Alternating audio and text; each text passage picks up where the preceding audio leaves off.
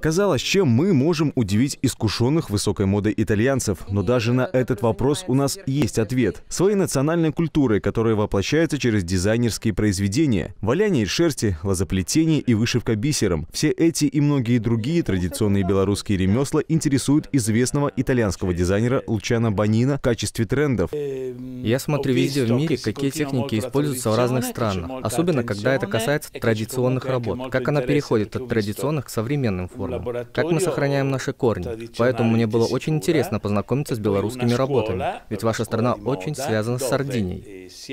Маэстро не случайно прибыл в Бобруйск. В июле нынешнего года делегация наших мастеров приняла участие в международной выставке художественного ремесла в Магоро. Любители хендмейда представили свое творчество и ознакомились с традициями Сардинии. А после посетили мастерскую знаменитого дизайнера. Теперь он сделал ответный визит.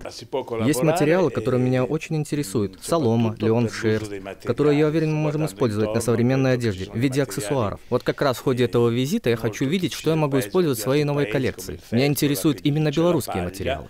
Итальянскому гостю продемонстрировали работы молодых модельеров. Студия «Стиль» технологического колледжа вынесла на суд кутюрье свои произведения. Коллекция прет-а-порте 18-летнего дизайнера Виолетты Корзун, например, пошита исключительно из тканей, приобретенных на Славянке. Это демисезонные материалы, трикотаж, джинс и букле. С ней девушка участвовала в битве дизайнеров на мельнице моды. Прошлогодняя коллекция, вы можете видеть, это у нас работа в стиле стимпанк. Да?